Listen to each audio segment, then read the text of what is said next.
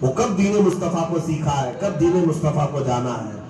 عزیزان گرامی وقار, اسٹیبلشمنٹ جو اسلام کے حکومتی اعتبار سے, سیاسی اعتبار سے ہوئی, یوں ہی نہیں, پہلے اخلاق بنائے گئے, اخلاق کی عمارت تعمیر کی گئی ہے, لوگوں میں محبت کا جذبہ بھر دیا گیا ہے, ایمان مضبوط کیا گیا ہے, اس کے بعد یہ حکومت کا تختہ قائم ہوا ہے. نبی رحمت صلی اللہ تعالیٰ علیہ وسلم نے صحابہ کے دلوں میں یہ باتیں گھر فرمائی تھی. ایک گوشت کا ٹکڑا کسی صحابی کے گھر آ گیا رات کو, انہوں نے یہ خیال کر کے پڑوسی کو دے دیا میرا پڑوسی بھوکا ہے, پڑوسی نے اپنے پڑوسی کو دے دیا, اس نے اس کو دیا. روایت مشہور ہے کہ وہ گوشت کا ٹکڑا گھومتے گھومتے پورے مدینے سے اسی پہلے صحابی کے گھر آ گیا. ہر ایک نے اپنے دوسرے کا خیال کیا.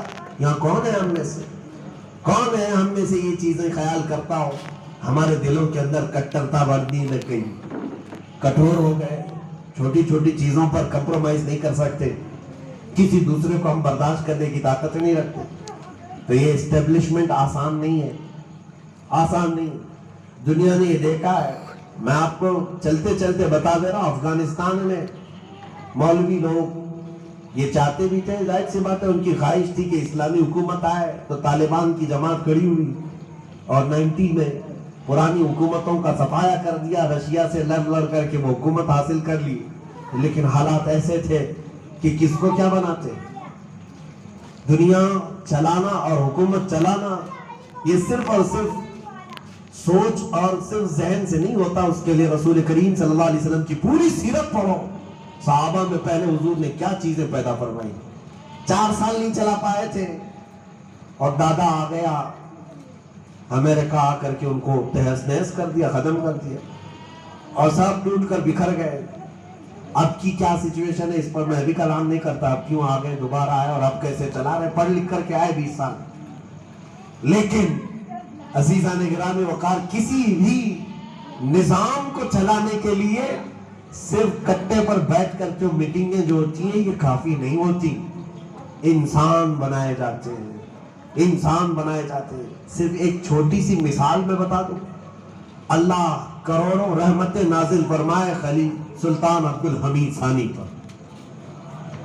ترکی کے یہ سلطان عبد الحمید ثانی, ان کو جب مسجد نبوی شریف بنانے کا ارادہ ہوا تھا, ان کے دور کی بات کر رہا ہوں, مسجد نبوی شریف, بلکہ ایک ان سے پہلے ترکیوں کے دور میں انہوں نے مسجد نبوی بنائی تھی. ترکیوں نے کیسے کیا, ماسٹر پلاننگ جس کو کہتے ہیں, معاشرہ پہلے تشکیل دینا ہے کسی چیز کو بنانے کے لیے. مسجد نبوی کی تعمیر جدید کی بات کر رہا ہوں, یعنی رینوویشن کرنا تھا. تو ترکیوں نے 500 جوڑے ایسے جن سے ابھی بھی بچے پیدا ہوئے ان کو لے جا کر کے ایک بستی بسائی. جتنے لڑکے تھے ان کو دنیا کی آوازوں سے دور رکھا, ہر طرح کی خرافات سے دور رکھا, ایک بستی بسائی 500 لوگوں کی. کنٹینیو ان کو قرآن پاک سنایا جاتا تھا, اور وہ بچے جیسے ہی بولنے لگے وہ خالص قرآن کی زبان بولنے لگے. بچوں میں یہ ماحول تھا کہ زبان کھلتے ہی ان کو حفظ قرآن پر لگا دیا گیا. 7 سال کی عمر میں بچے حافظ قرآن ہوئے, ان کو حدیثیں پڑھائی گئی, اور پھر اس کے بعد ان میں سے ہر ایک بچے کو ایک الگ ہنر سکھایا گیا. کسی کو مستری, کسی کو پینٹر, کسی کو کارپینٹر, الگ الگ. یہ 500 وہ حافظ قرآن بچے جنہوں نے دنیا کی خرافات نہیں دیکھی تھی, صرف قرآن سنا تھا اور رسول اللہ کا عشق پیا تھا.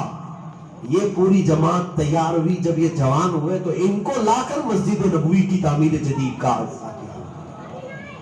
یہ میں اس لیے مثال دے رہا ہوں, کسی چیز کی اسٹیبلشمنٹ کے لیے ماسٹر پلاننگ ہوتی ہے, پہلے انسان بنائے جاتے ہیں, اخلاق تعمیر کیے جاتے ہیں.